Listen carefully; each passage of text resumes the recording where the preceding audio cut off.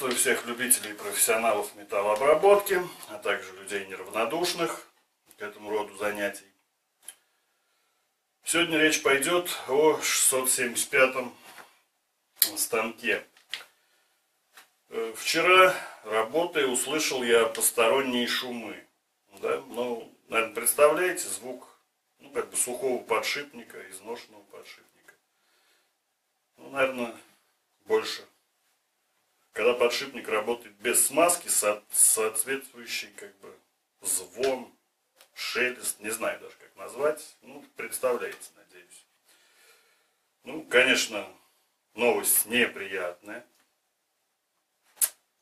Решил я найти причину этого постороннего шума. Сразу падает там головка, да, там шпиндельные подшипники. Или в коробках какие-то подшипники, то есть узлы с большим количеством вращающихся деталей.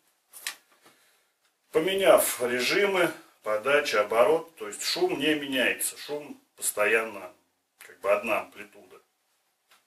Соответственно, сделал вывод, что подшипники двигателя.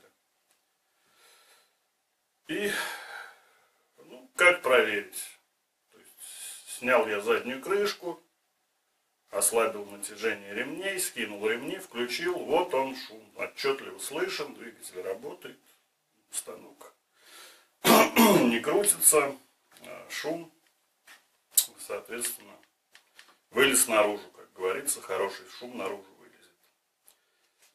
Разобрав двигатель, сняв шкив, я увидел такую картину. Двигатель как бы по шильдику соответствует году выпуска станка. Так видно, что в родной краске еще. Кстати, корпус двигателя алюминиевый.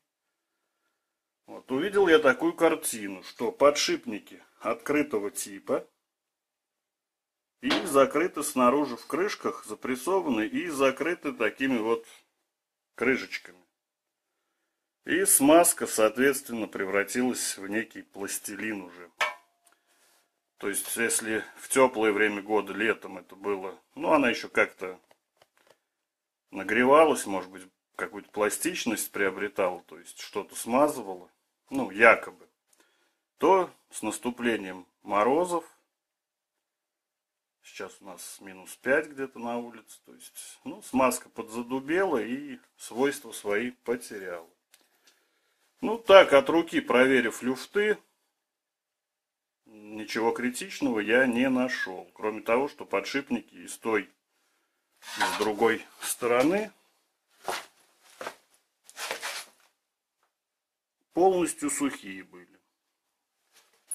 Никаких особо люфтов по износу подшипников я не заметил. Конечно, в хорошем варианте нужно было бы подшипнички заменить на закрытые. Но так как сейчас должны привести работу, некогда этим заниматься, оставим это на потом. Набил я подшипнички. Такой вот, где она? Такая синяя. Тюбик такой синий, вот такая вот высокотемпературная смазочка.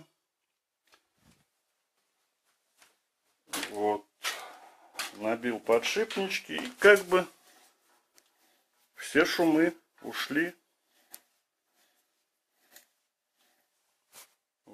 Обошелся малой кровью, как говорится. Так, начал я собирать все это в обратной последовательности. Обратил внимание на крыльчаточку. Такая крыльчаточка выполнена из алюминия. На современных двигателях, сколько привозили, уже либо жестянка заклепанная, либо большинство пластик литые. А здесь все еще из алюминия в те времена делали. И крепится она таким зажимом. Достаточно интересно. Ни разу таких не встречал. По двигателю. Двигатель подключен у меня треугольником, так как даже при наличии 380 в мастерской я до сих пор пользуюсь частотником на этом станке. Почему? Ну, шестеренки в этих коробках, в этих станках достаточно небольшие. И когда двигатель 380 подключен, слишком рывок большой в начале, в припуске. А частотник дает более плавный запуск и плавную остановку. Поэтому оставил я с частотником. Двигатель 1,5 киловатта, треугольником. Ну и в принципе скажу я, что тянет он хорошо. И никаких, скажем, затруднений, проблем, там, чтобы останавливался шпиндель. Что-то он там, ну, нету. Все хорошо работает и с частотником. Частотник 2,2 киловатта. Двигатель 1,5. Все работает отлично. Так, ну продолжу собирать. Ну, думаю, кому-то было полезно. Всем пока и удачи в работе.